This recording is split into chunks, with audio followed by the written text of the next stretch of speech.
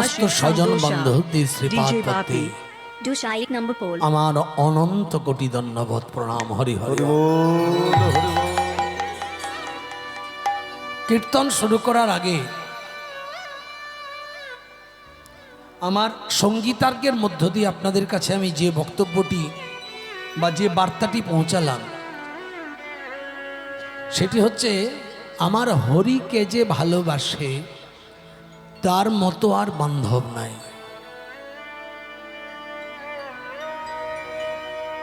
যে আমার হরি গুণগান করেন, যে আমার হরির কথা শুনতে ভালোবাসেন, যে আমার হরির গুণানু কথার চর্চায় দিন অতিবাহিত করেন, এই পৃথিবীতে তিনি হলো আমার পরম বন্ধু বা বান্ধব, বা আমার অতি প্রতিভাজন বা স্নেহভাজন, বা আমার অতি শ্রদ্ধার পাত্র বা পাত্রী। এই জন্যে আজকের এই হরিসভায় যারা যারা আমার হরি গুণকীর্তন শুনতে এসেছেন, আমার অন্তরের অন্তঃস্থল থেকে তাদের সবার চরণে আমার বিনম্র শ্রদ্ধা নিবেদন করে আমার কীর্তন গান শুরু করছি। মনে রাখবেন, কলিকালে প্রতিটি মানুষের জীবনে পরমায়ু কিন্তু বেশি দিন নেই। মানুষের আসতে যতটুকু সময় আর যেতে যেটুকু সময়, তার মাঝের যে সময়টুকু, সেই সময়টা বড্ড অল্প। এই জন্যে শাস্ত্র লিখছে, প্রায়ীণ হল্পায়ুষ সভ্য কলা বস্মিন যুগে জানা। কলিকাল হচ্ছে একটি পাপের সমুদ্র। কলিকাল একটি পাপের সমুদ্র। কলিকালে মানুষের আয়ু বড় কম। কলিকালের মানুষের আয়ু এতটাই কম, যে মানুষ পৃথিবীর বুকে জন্ম নেয়, জন্মের পর থেকে সে মৃত্যুদিন পর্যন্ত ভাবে না যে আমার কাছে হাতে কটা গোনা দিন রয়েছে। আর এই কথাটিকে জীবন্ত প্রতিষ্ঠা মানুষের বুকে দেবার জন্যে শাস্ত্রের শশকরা পৃথিবীর ধার্মিক রাজা পরীক্ষিত কলির শাপগ্রস্ত হয়েছিলেন। আপনারা সবাই জানেন যে এত বড় পৃথিবীর ধার্মিক রাজা পরীক্ষিত, শশকরা পৃথিবীর ধার্মিক রাজা, যার অ্যাডজেক্টিভ, যার বিশেষণ, যার টাইটেল হচ্ছে তিনি শশকরা পৃথিবীর ধার্মিক রাজা। তাহলে যে ধার্মিক রাজা সে কখনো অধর্ম করতে পারে না। কিন্তু শাস্ত্রের প্রতিটি ঘটনা আমরা যেভাবে গ্রহণ করি তাতে সাময়িক মনের তৃপ্ততা এবং আনন্দের জন্য গ্রহণ করি, কিন্তু শাস্ত্রের ওই ঘটনার যে মূল নীতিশিক্ষা, যেটা জগৎকে দিতে চেয়েছেন, সেটা আমরা একবার গ্রহণ করি না বা ভাবার চেষ্টা করি না। কিন্তু আজ আপনারা কান খুলে শুনে রাখুন আমার মতো অধমের মুখে, শাস্ত্রের যতগুলো ঘটনা, প্রত্যেকটি ঘটনা কিন্তু জাগতিক জীবকে শিক্ষা দেওয়ার জন্যে। হরি হরি বল।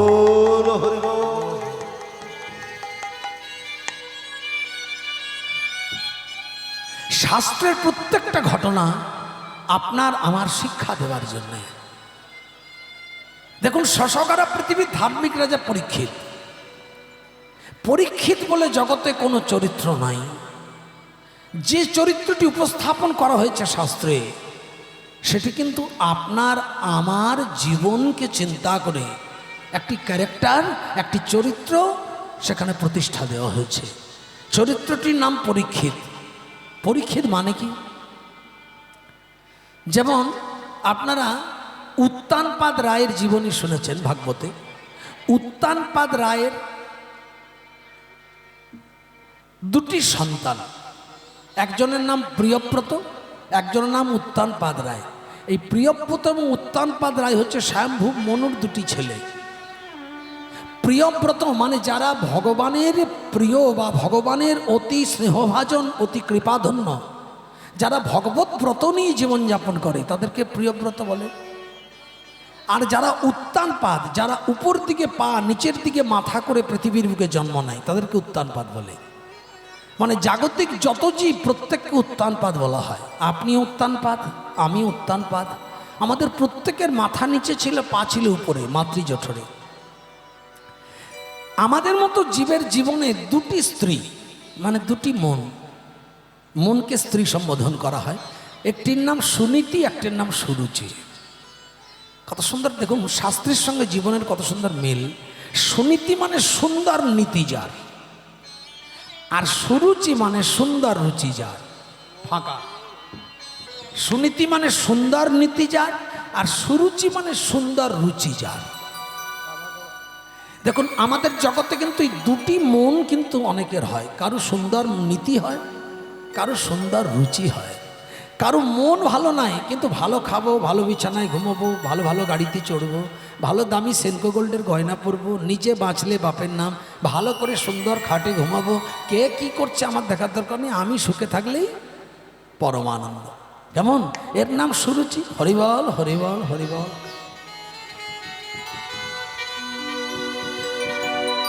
আর সুরুচি হচ্ছে, এই সুনীতি হচ্ছে সুন্দর নীতি। এমনও মানুষ পৃথিবীতে আছে। সবাই উত্তানপাদ, সবাই উপর দিকে পা নিচের দিকে মাথা করেই ছিল মাতৃজঠরে। সবাই পৃথিবীর বুকে এসেছে, কিন্তু তাদের আবার দুটো মন রূপী স্ত্রী জন্মেছে। কারো সুরুচি রূপী মন আছে, কারো সুনীতি রূপী মন আছে। সুনীতি মানে সুন্দর নীতির দ্বারা আবদ্ধ হয়ে যারা পথ চলে, ধর্ম কর্ম পুণ্যার্জন শিষ্টাচার আচার ব্যবহার নিয়ম শৃঙ্খলার মধ্যে যারা দিন যাপন করে তারা সুনীতি, সুনীতি মনা।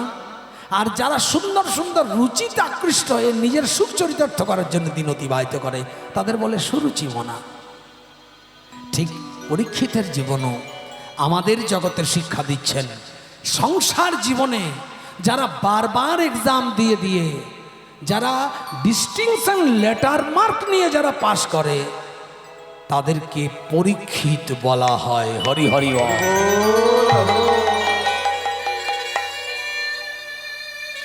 মায়া পরীক্ষিত মানে কি? প্রত্যেকটা মানুষ পরীক্ষা দেওয়ার জন্য বসে আছেন, দিচ্ছেন। কোনো মা দিচ্ছেন সন্তানের কাছে পরীক্ষা, কোনো পুত্র দিচ্ছে পিতার কাছে পরীক্ষা, কোনো টিচার দিচ্ছে স্টুডেন্টের কাছে পরীক্ষা, কোনো শিষ্য দিচ্ছে গুরুর কাছে পরীক্ষা, কোনো স্ত্রী দিচ্ছে স্বামীর কাছে পরীক্ষা, কোনো প্রধানমন্ত্রী দিচ্ছে প্রজাবর্গের কাছে পরীক্ষা, কোনো রাষ্ট্রমন্ত্রী দিচ্ছে দেশের জনগণের কাছে পরীক্ষা, আবার কোনো পুরোহিত দিচ্ছেন তার পৌরোহিত্য করার যাজন ক্রিয়ার যে শিষ্যরা আছে তাদের কাছে পরীক্ষা। সারা দুনিয়ায় প্রত্যেকটা কর্মের ভেতর দিয়ে সবাই পরীক্ষা দিচ্ছে। আবার সংসার জীবনে বেঁচে থেকেও অনেকের অনেক কঠিন কঠিন পরীক্ষা আসছেন। শাস্ত্র বলছে, ওহে মানুষ, তুমি যদি সারা জীবনের সংসারে বেঁচে থেকেও সব পরীক্ষাতে যদি উত্তীর্ণ হও, তবু তোমাকে পরীক্ষিতের মতোই কিন্তু শাপগ্রস্ত হয়ে মরতে হবে। নেতাই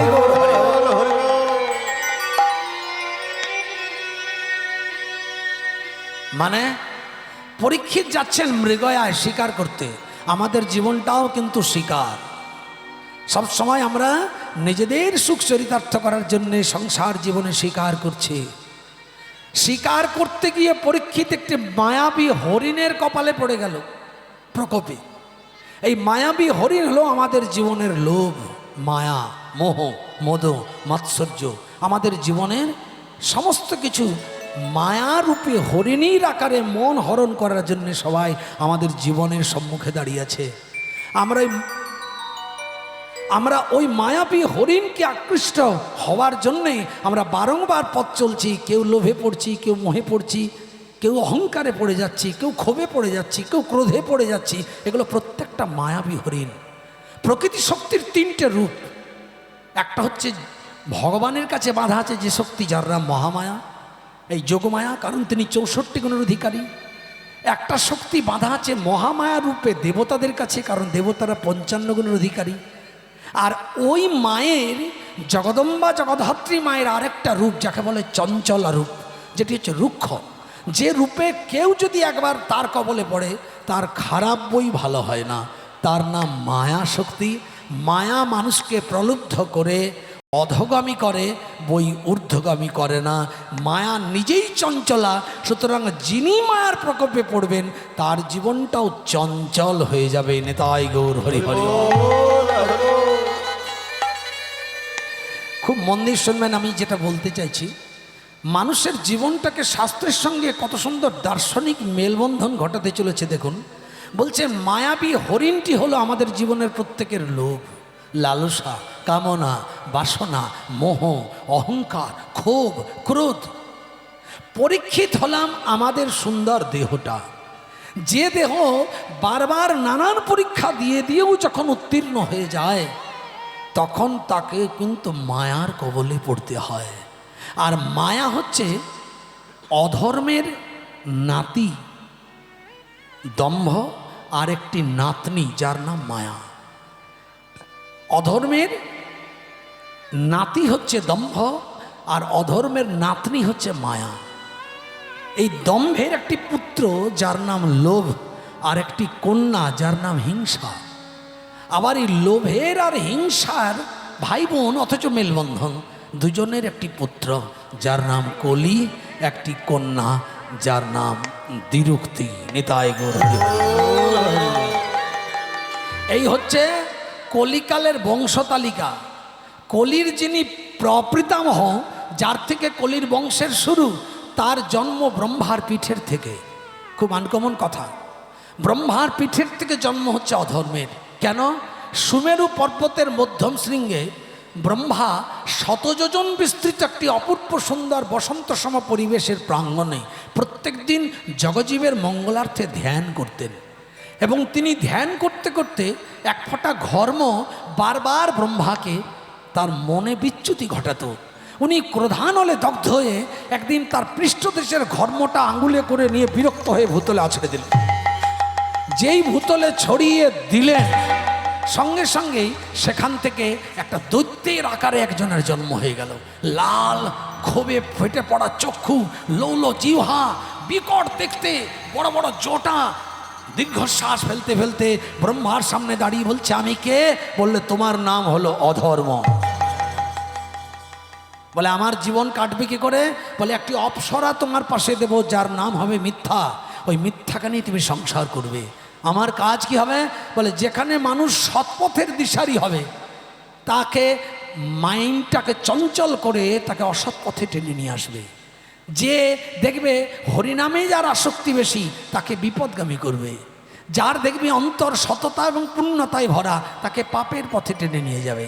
যে দেখবে দিনরাত সত্যকে আশ্রয় করে বেঁচে আছে তাকে মিথ্যার পথে টেনে নিয়ে তাকে দুরাচারী করে তুলবে। এটাই হচ্ছে তোমার চরিত্রের বৈশিষ্ট্য। নিতাই গৌর হরি হরি। হলো অধর্ম আর মিথ্যার সংসার শুরু হলো। অধর্ম মিথ্যার পুত্র হলো দম্ভ এবং মায়া। দম্ভ মায়ার একটি পুত্র হলো। তারা ভাই বোন, কিন্তু তাদের আশ্রয় নেই কোথাও। তাই ভাই বোনকে বিবাহ করলেন। ভাইয়েরও আশ্রয় নেই। দম্ভ যদি বলে যে আমি কাউকে আলিঙ্গন করে বাঁচব, দম্ভকে আশ্রয় সহজে জ্ঞানত কেউ করবে না। কারণ যে ব্যক্তি দাম্ভিক হয় সে ব্যক্তি অহংকারী হয়, যে ব্যক্তি অহংকারী হয় সে ব্যক্তি অপরাধী হয়। তাহলে দম্ভ আর মায়া ভাই বোন, অথচ দুজনের সম্বন্ধ স্থাপন হলো, সংসার হলো। মনে রাখবেন, মায়ে বাপের টান যেমনি, ছেলেই জীবন পায় তেমনি। দম্ভ মায়ার এত সুন্দর সম্পর্ক, এত সুন্দর মেল, দুজন দুজনকে ছাড়া কিছু জানে না। ওই জন্য একটি পুত্র হলো যার নাম হলো লোভ, একটি কন্যা হলো যার নাম হলো হিংসা।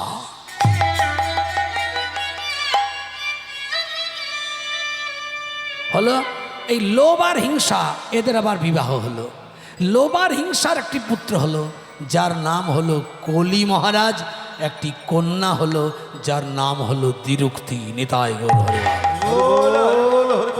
কেন বলছি বুঝতে পারবেন, একটু পরেই বুঝবেন। দ্বিরুক্তি মানে হচ্ছে কটু কথা বলা। যার মুখের ভাষা খারাপ তাকে দেখেই বোঝা যাবে যে এর পিছনে কলি পড়েছে। দেখবেন যার মুখের কথা খারাপ আমরা বলি কি কলি পড়েছে, কলিকাল কি যুগ পড়লো, দেখেছো কেমন আচরণ, কেমন ভাষা, কেমন কথা। মনে রাখবেন দ্বিরুক্তি তার জীবের ডগাতে না বসলে কলি সেখানে প্রবেশ করতে পারবে না। যার বদনের ভাষা খারাপ সেখানে কলি এমনি এমনি প্রবেশ করবে। তাই কলি আর দ্বিরুক্তি এরা হলো ভাই বোন, কিন্তু এদেরও দুজন দুজনের বিবাহ হলো, মানে মেলবন্ধন হলো। কলি আর দ্বিরুক্তির যখন মাখামাখি সম্পর্ক হলো তখন বর্তমান যুগে একটি পুত্র হলো তাদের, যেটি আমাদের মধ্যে বিরাজ করছে, আর একটি কন্যা হলো যেটাও আমাদের ভিতর আছে। নাম কি? পুত্রটির নাম হলো ভয় আর কন্যাটির নাম হলো মৃত্যু। একবার হলো ধরে নেতায়। যদি বলেন কেন, যদি বলেন কেন, দেখবেন এখন কটা বাজে? হরি বল,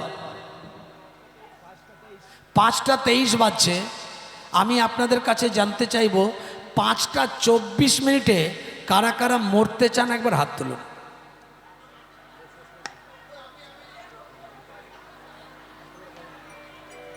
দেখুন এতজন ভক্ত 4জন হাত তুললেন মরার জন্যে, বাকিজন হাত তুললেন না। তাও আবার 4জনের মধ্যে ফিল্টার হয়ে যাবে। 4জনকে আবার যদি চেপে ধরেন দেখবেন 2জন হয়ে গেল, নিঃশেষে 1জন।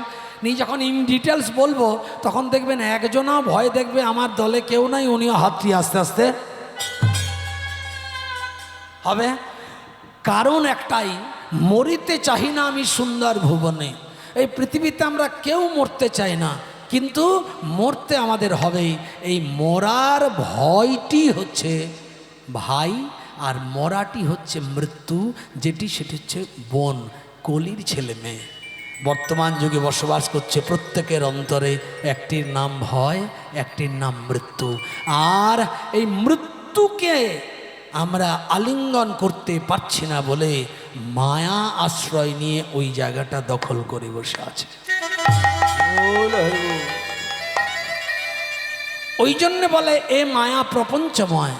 আপনি আপনার মা উঠছেন বসছেন কেন? বসুন। এই জন্যে আপনি মাঝে মাঝে দেখে মানে জন্মদিন পালন করেন, হ্যাপি বার্থডে টু ইউ, কিন্তু happy death day to you বলতে শুনবেন না কাউকে। মোমবাতি ফু দিয়ে নিভিয়ে তার জীবনটা অন্ধকার করে একটা বড় সাইজের কেক কেটে ভালো মন্দ ফুচকা আলুর দম লুচি তার ইত্যাদি ইত্যাদি করে দিলেন, কিন্তু মৃত্যুদিনটাকে ঠিক সম আনন্দে আনন্দিত হয়ে কোনোদিন পালন করেছেন কেউ? না। কেন করেননি? মায়া আপনাকে করতে দেয়নি। কেন না? মায়ার ছেলেপুলেরা তো আপনাকে ঘিরে আছে। মায়ার নাতির নাম কি? এখনই বললাম ভয়। নাতনির নাম কি? মৃত্যু। তাহলে নাতি আর নাতনি এখন রাজ করছে, কলির বয়স হয়ে গেছে। নাতি নাতনি এখন বলছে আমরা দেখে নিচ্ছি বাবা, তোমার চিন্তা নাই, তুমি শুধু মসনদে বসে তুমি শুধু দৃষ্টি আরোপ করবে, কার পিছনে তুমি লাগবে, তুমি লেগে যাবে, তোমার বংশের 14 গোষ্ঠী ওর পিছনে লাগিয়ে দেবো।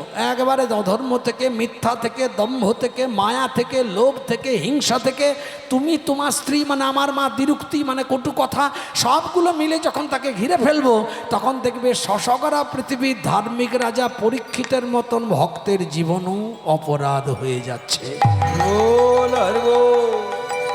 হয়েও গেল।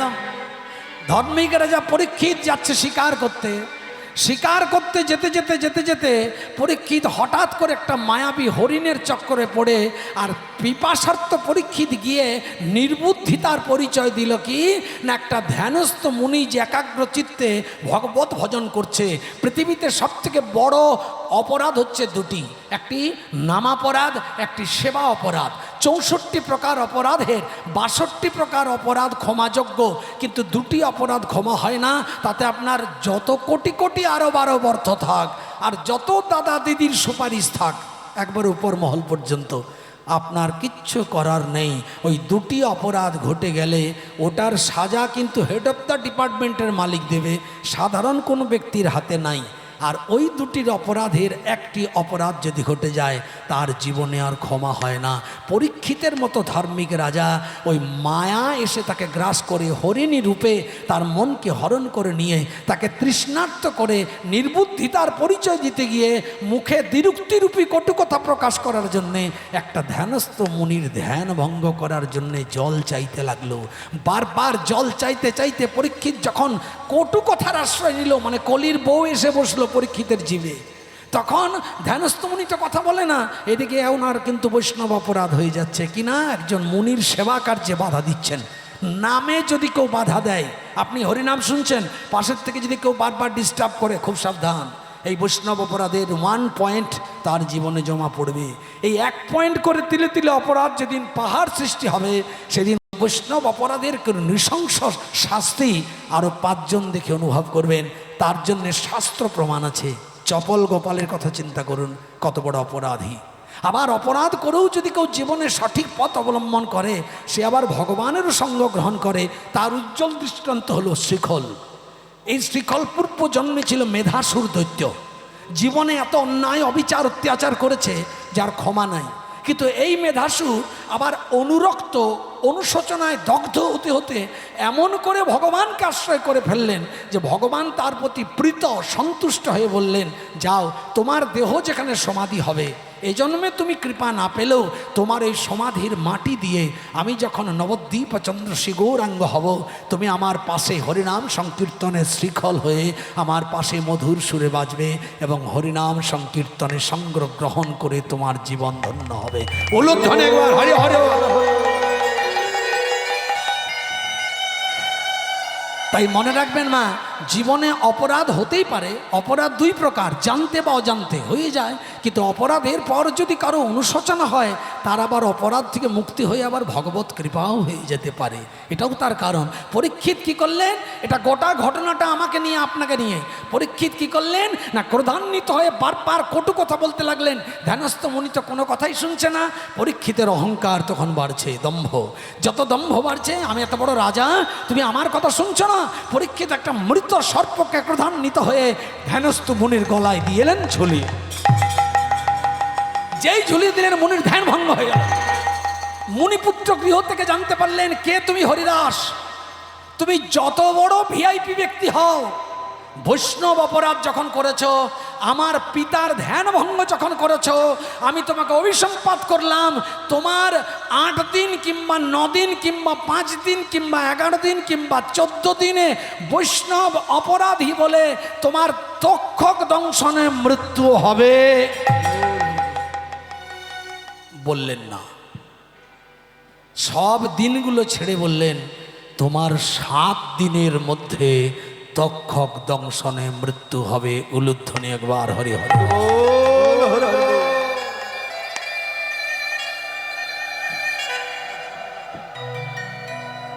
মানেটা বুঝতে পারছেন?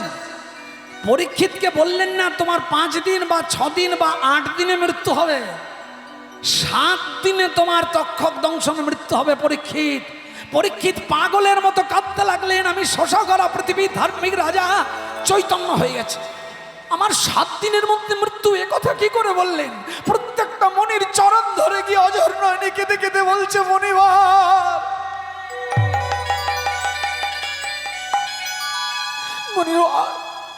মনিবার, 7 দিনে যদি আমার তক্ষক দংশনে মৃত্যু হয়, তাহলে তো আমার গোনা দিন হাতে, আমি কি করব?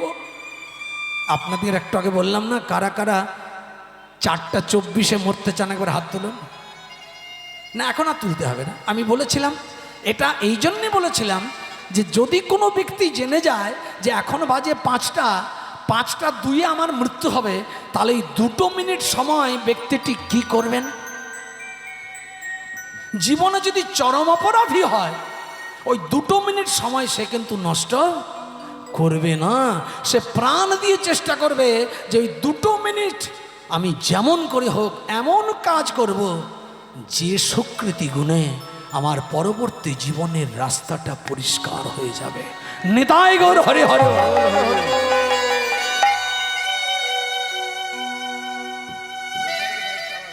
তাহলে অঝোর নয়নে কাঁদতে কাঁদতে পরীক্ষিত যখন বলল যে আমি মাত্র 7 দিন বাঁচব, এই 7 দিনে আমি করবোটা কি? দেখতে দেখতেই তো একটা দিন শেষ হয়ে যাবে। প্রত্যেকটা মুনির চরণ ধরে গিয়ে চোখের জলে কেঁদে কেঁদে বলতে লাগলো, মুনিবার, আমার উপায় বলে দিন, আমাকে দয়া করে 7 দিনটা বাড়িয়ে 10 দিন করে দিন, 12 দিন করে দিন, 15 দিন করে দিন, 1 মাস করে দিন। কেউ কোনো কথা শুনল না। বলল, মুনি অভিশাপ কখনো লঙ্ঘন হয় না পরীক্ষিত, 7 দিন 7 দিনই হবে। তোমার শুধু জীবনে 7 দিন নয়, তুমি হলে ভবিতব্য, তুমি হলে জগতের বড় দৃষ্টান্তের স্তম্ভ। তোমাকে দেখে বিশ্ব ব্রহ্মাণ্ড চলবে। জগজীবের প্রত্যেকটি জীবনের জীবন ধারণের বিধি তোমাকে দেখে হবে।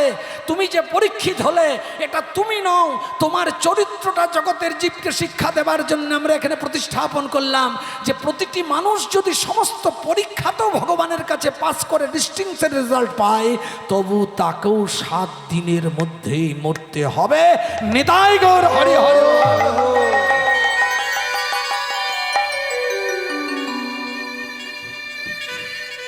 শেষেরটা হারিয়ে যাচ্ছে। পরীক্ষিত চোখের জলে কাঁদতে কাঁদতে অঝোর নয়নে এবার কি করলেন, জেনে গেলেন 7 দিন যখন পরমায়ু, তাহলে আমি কি করব। মুনিরা একটা বিরাট সালিসি সভা করলেন। এত বড় ধার্মিক রাজা পরীক্ষিতের 7 দিন মাত্র পরমায়ু হলো। চোখের জলে কাঁদতে লাগলেন পরীক্ষিত। কাঁদতে কাঁদতে মুনিদের সিদ্ধান্ত গ্রহণ করলেন।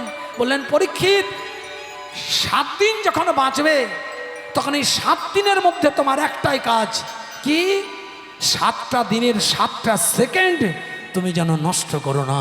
তুমি কি করবে? দেখুন শিক্ষা আমাদের, তোমরা হেলাতে রতন হারায় না মন, আমাদেরকে শিক্ষা দিচ্ছে। একেবারে হরি হরি বল বদনে, একবারে হরি হরি বল বদনে। একবার জোরে উলুধ্বনি দিকে সবাই হরিবা। তোমরা শয়নে সপনে, সবাই মিলে, তোমরা শয়নে সপনে হরি হরি হরি নিশি জাগরণে হরি হরি বল বদনে।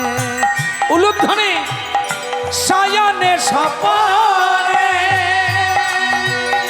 নিশি জাগরণে হরি হরি বল বদনে। সবাই বল হরি বল হরি বল, বল হরি বল, বল হরি বল, বল হরি বল, বল হরি বল, বল হরি বল, বল হরি বল। কদিন রহিবে ভব মাঝে অবিলম্বে কর যাহা করিবার। কদিন রহিবে ভব মাঝে অবিলম্বে কর যাহা করিবার। সবাই হরি নামে গীতি গাউনে তিনিতি, হরি নামে গীতি গাউনে তিনিতি। সবাই মিলে হরি নামে গীতি গাউনে তিনিতি, হরি নামে গীতি গাউনে তিনিতি। দূরে যাবে সবে যত না,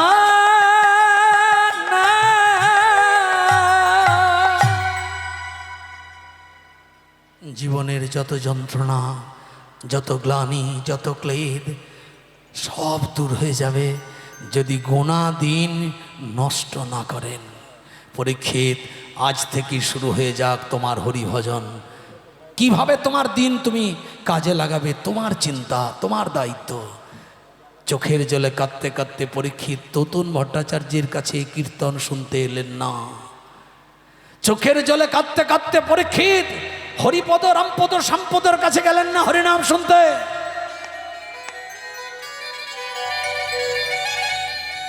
পরীক্ষিত চোখের জলে কাঁদতে কাঁদতে কোন কামুক ব্যক্তির কাছে কৃষ্ণ কথা শুনতে গেলেন না। এমন ব্যক্তির কাছে হরি কথা শুনতে গেলেন যিনি সাক্ষাৎ জন্মের ডিম্বের ভেতর থেকে দ্বাদশ বৈষ্ণবের এক পরম বৈষ্ণবের মুখে সাক্ষাৎ কৃষ্ণ কথা শ্রবণ করে যিনি তার হৃদয় কুম্ভে ভরে রেখেছেন। যার বদন থেকে কৃষ্ণ নাম শ্রবণেই পরীক্ষিতের জীবন ধন্য হয়ে যাবে।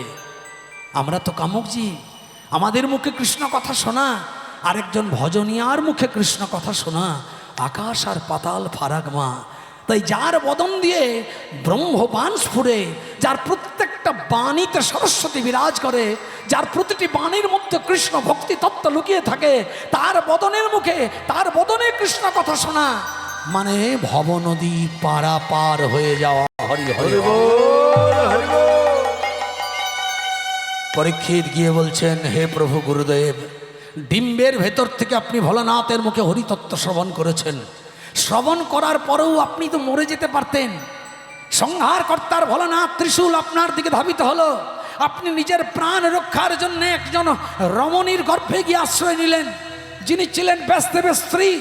সেই ব্যাসদেবের স্ত্রীর গর্ভে আশ্রয় নেওয়ার পর তুলস সেই ত্রিশূল দ্রুত গতিতে গিয়ে আপনাকে মারতে গিয়েও পারল না, কারণ ত্রিশূল ভাবলো নারী হত্যা আমার বিধানে নাই। তাই ত্রিশূল তোমাকে বধ করতে গিয়েও নারীর সম্মুখে দাঁড়িয়ে ত্রিশূল ব্যর্থ হয়ে ভোলানাথের কাছে ফিরে গেল। তুমি বেঁচে গেলে, তুমি সেই কৃষ্ণ তত্ত্ব অপূর্ব মূল্যবান সম্পদ কর্ণে শুনে হৃদয় কুম্ভে ভরে রেখেছ। আজ তুমি বড় ভাগ্যবান গুরুদেব। তাই তোমার বদনে কৃষ্ণ নাম শুনলে আমার জীবনের বাকি 7টা দিন কোনোভাবেই, কোনো রকমেই এই 7টা দিন বিফলে যাবে না। উলুধ্বনি একবার নেতাই।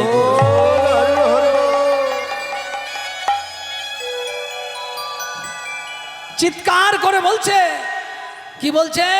অঝোর নয়নে কেঁদে কেঁদে বলছে, ও গো গুরুদেব,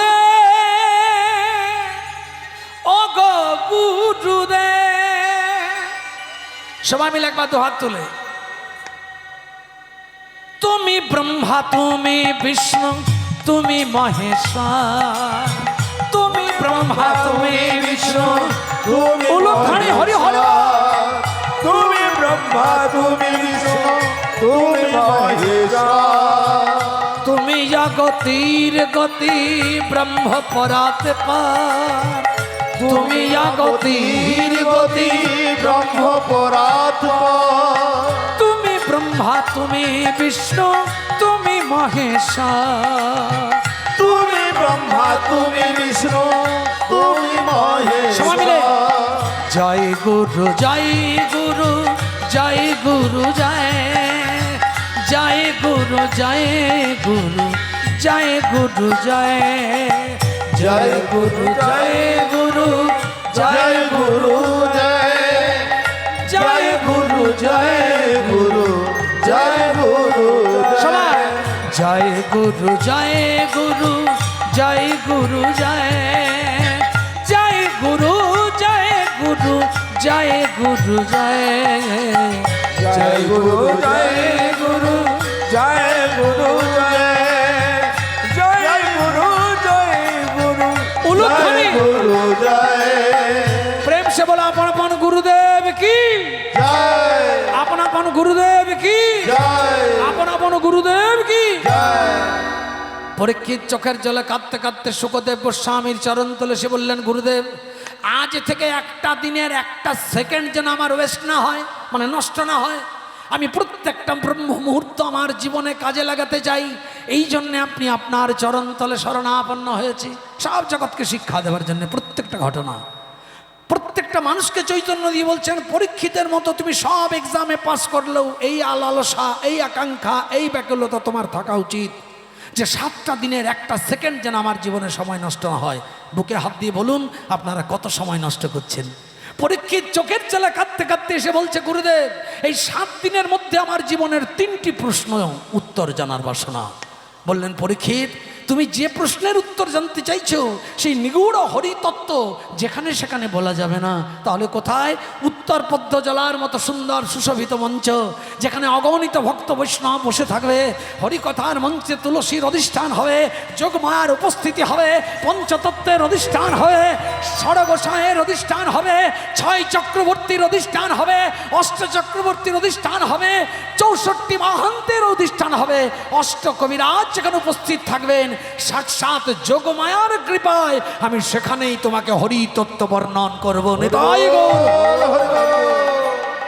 পরীক্ষিত বলল, কোথায় যাব? বললেন, যমুনা নদীর তীরে উত্তর পশ্চিম বাহিনী ভাগীরথী নদী। ভাগীরথী নদীর পাশে একটি অপূর্ব সুসজ্জিত গ্রাম আছে, যেখানে দিবারাত্র বসন্তের মতো পরিবেশ, যেখানে তুমি দাঁড়ালেই তোমার জীবন ধন্য হয়ে যাবে। সেই হরিহর নামের একটি গ্রাম, সেই গ্রামের গোপনে আমি একটি মঞ্চ নির্মাণ করেছি। সেই গোপনে যে মঞ্চটি নির্মাণ করা আছে, ওই মঞ্চের সম্মুখে বেশাসনে বসে হরিকথা শ্রবণ করবে। আমি শুকদেবের আসন অলঙ্কৃত করে তোমার প্রশ্নের উত্তর দেব। চলো পরীক্ষিত হরিহর গ্রামের উদ্দেশ্যে। জয় গুরু জয় গুরু জয় গুরু জয়, তুমি গুরু পিতা মাতা তুমি দয়াময়। জয় গুরু জয় গুরু জয় গুরু জয়, সবাই একটু উলুধ্বনি। তুমি দয়াময়। অন্ধকারের আমি যাত্রী, আমার আলোর পথ দেখা প্রভু। অন্ধকারের আমি যাত্রী, আমার আলোর পথ দেখা কৃপা বলে আর না বিলম্ব করিয়া, তব পদে নাও তুলে নাও। উলুধ্বনি। জয় গুরু জয় গুরু জয় গুরু জয়, জয় গুরু জয় গুরু জয় গুরু জয় জয় গুরু জয় গুরু জয় গুরু জয়, জয় গুরু জয় গুরু জয় গুরু জয়। গুরুদেব, যে সুশোভিত হরিহর গ্রামের মঞ্চে তুমি আমাকে আমার প্রশ্নের উত্তর দেবে, সেই সুশোভিত মঞ্চতে কি আমি একাই শ্রোতা? আমি কি একাই তোমার হরিকথা শুনবো? শুকদেব গোস্বামীর উত্তর দেখুন, বলছেন আমি যে পিওর হরিকথা তোমাকে বলবো, পিওর, কোনো ভেজাল থাকবে না। কি আওয়াজ উঠছে রে? আমি যে পিওর হরিকথা তোমাকে বলবো, এই পিওর হরিকথা শোনার জন্য আবার পিওর শ্রোতাও চায়। আমার মুখ দিয়ে যে তোমার কাছে পিওর খাঁটি জিনিস বেরোবে, সেটা তো সবার পেটে হজম হবে না, গ্রহণ করতে গেলে তো বদহজম হয়ে যেতে পারে। তার জন্য আমি তোমাকে যে হরিকথাগুলো বলবো, সেগুলো শোনার জন্য কোয়ালিটির শ্রোতা চাই। তো বলছে সেই কোয়ালিটির শ্রোতা কারা? বলছেন আমার বন্ধু বান্ধব যারা। বলছে তোমার বন্ধু বান্ধব? এটা কেউ জানতেন? শুকদেবের বন্ধু বান্ধব হচ্ছে জগতে খাঁটি শ্রোতা। কেন? শুকদেব যখন মাতৃগর্ভ থেকে জন্ম নিয়েছিল, তখন তার পিতা ব্যাসদেব বলেছিল, বাবা 10 মাস 10 দিন পর সন্তান জন্ম নেয়, 10টা বছর পার হয়ে গেল, তুই এখনো মায়ের গর্ভ থেকে এলি না বাবা।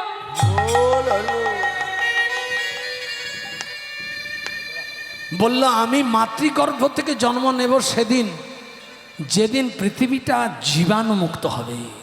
জীবাণুমুক্ত মানে যেদিন পৃথিবীতে মায়ার গন্ধ থাকবে না, সেদিন মায়ের গর্ভে জন্ম নেব।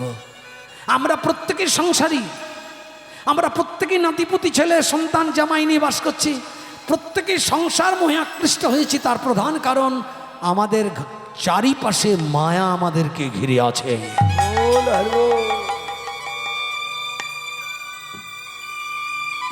তাই পরীক্ষিত বলছেন যে আমি তোমার কাছে হরিতত্ত্ব শুনবো কোথায়? বললেন আমি যখন জন্ম নিয়েছিলাম, তখন আমার কন্ডিশন ছিল যে পৃথিবীটা যদি এক মুহূর্তের জন্য মায়া শূন্য হয়, তবে আমি মায়ের গর্ভ থেকে জন্ম নেব। 16 বৎসর পার হয়ে গেল, আমি মায়ের গর্ভ থেকে যাইনি। মা গর্ভ যন্ত্রণায় ছটফট করছে। ব্যাসদেব ভগবানের চরণ শরণ নিয়ে বলছে, বলো আমার পুত্র যেন জন্ম নেয়। বলে তুমি তোমার পুত্রকে জিজ্ঞাসা করো এখনো কেন জন্ম নিল না। আমি মাতৃ জঠরের ভেতর থেকে আমার পিতাকে উত্তর দিয়েছিলাম যে আমি যে মুহূর্তে পৃথিবীর বুকে জন্ম নেব, সেই মুহূর্তে পৃথিবীটা মায়া শূন্য থাকবে। বললেন বেশ, পৃথিবী যদি মায়া শূন্য থাকতে হয়, তাহলে আবার ভগবানকে জানাতে হবে। ভগবানকে গিয়ে যখন ব্যাসদেব বলছে, প্রভু একটা সেকেন্ডের জন্য মায়া শূন্য হবে পৃথিবীতে, তাহলে চট করে আমার ছেলেটা জন্ম নিয়ে নিত। ভগবান হাসছে আর বলছে, মূর্খ, পৃথিবী কখনো মায়া শূন্য হয়? এ মায়া প্রপঞ্চময়, সারা পৃথিবীটা মায়াবদ্ধ। মায়া শূন্য হলে কেউ সংসারী হতো না। এই পৃথিবীটা যদি মায়া শূন্য হতো, কেউ সংসারী হতো না, সবাই সন্ন্যাসী হয়ে যেত। কেউ ওই ছেলে পুলে পুত্র পরিবার আত্মীয় নিয়ে জীবন কাটাতো, এত মায়া, কেউ পুত্রের জন্য, কেউ কন্যার জন্য, কেউ ছেলের জন্য, কেউ নাতির জন্য কাঁদতো। মায়া পূর্ণ বলেই তো আমাদের ভিতরে তো মায়া। তো বললে প্রভু পৃথিবী মায়া শূন্য হবে না? বলেন না। বলে তাহলে আমার ছেলে জন্ম নেবে না? বলে আমি জানি না। বলল তাহলে প্রভু আমার স্ত্রীর গর্ভেই আমার ছেলে মারা যাক, আপনি যখন এটাই চান, তাহলে আমার সন্তানেরও মৃত্যু হোক আর আমার স্ত্রীরও মৃত্যু হোক। যেই কথাটা বলেছেন ভগবানের কি মায়া হলো, বললেন বেশ যাও, এক মুহূর্তের জন্য মায়া শূন্য করছি।